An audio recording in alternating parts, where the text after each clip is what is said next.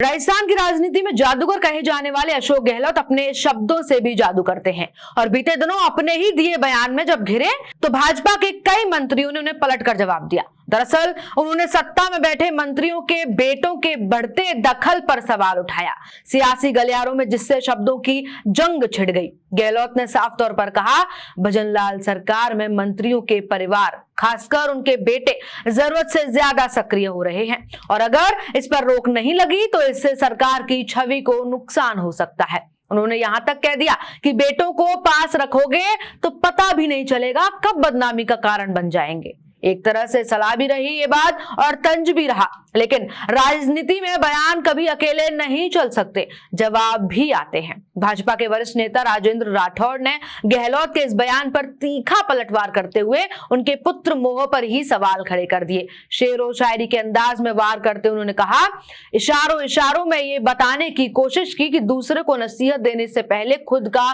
दामन देखना जरूरत है। अब इसको लेकर क्या कुछ शायरी के अंदाज में राजेंद्र राठौड़ ने कहा, इस वीडियो के माध्यम से जरा शायरी सुनी जाए।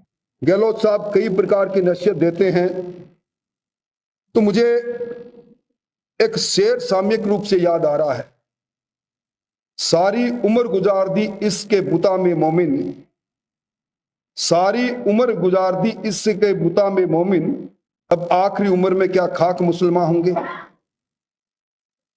यानी एक शायर ने कहा, गहलोत साहब ये नसीहत दे रहे हैं कि भजनलाल जी की सरकार में मंत्री पुत्रों को सरकार से अलग रहना चाहिए। निश्चित तौर पर नसीहत बिल्कुल ठीक है, आज कोई भी मंत्री पुत्र की सरकार में दखलंदाजी नहीं, पर गहलोत साहब का पुत्र मोह जालौर और जोधपुर से 2 बार वैभव गहलोत को कांग्रेस के दूसरे नेताओं का हक मारकर पैरासूट से उम्मीदवार बना देना।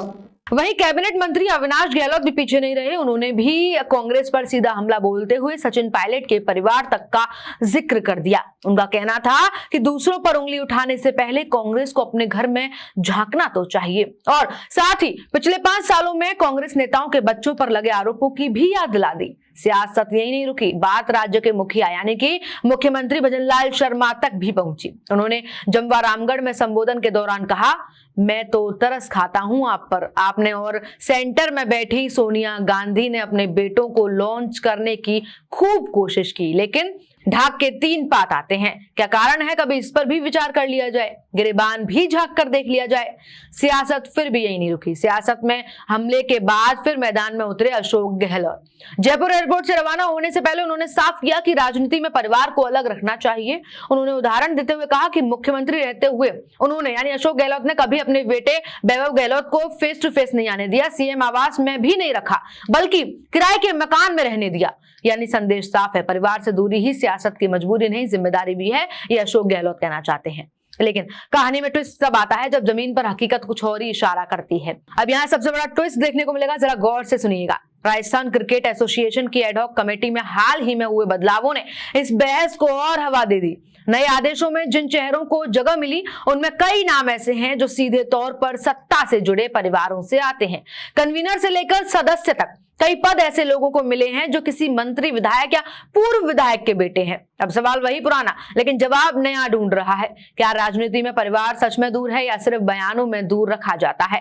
क्योंकि एक तरफ मंच से बेटों को दूर रखने की सलाह दी जा रही है और दूसरी तरफ फैसलों में वही बेटे बार बार नजर आते हैं।